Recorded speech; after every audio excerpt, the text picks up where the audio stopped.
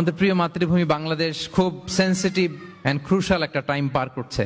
আমরা আমাদের প্রিয় মাতৃভূমির জন্য আজকের কেপটাউনের বাইতুল কুদস মসজিদ থেকে, মসজিদুল কুদস থেকে দোয়া করি, আল্লাহ তাআলা আমার প্রিয় মাতৃভূমি বাংলাদেশকে হেফাজত করুক। যেটাতে আমার দেশের কল্যাণ, যেটাতে আমার দশের কল্যাণ, আল্লাহ তাআলা সেই ফয়সালা করুক।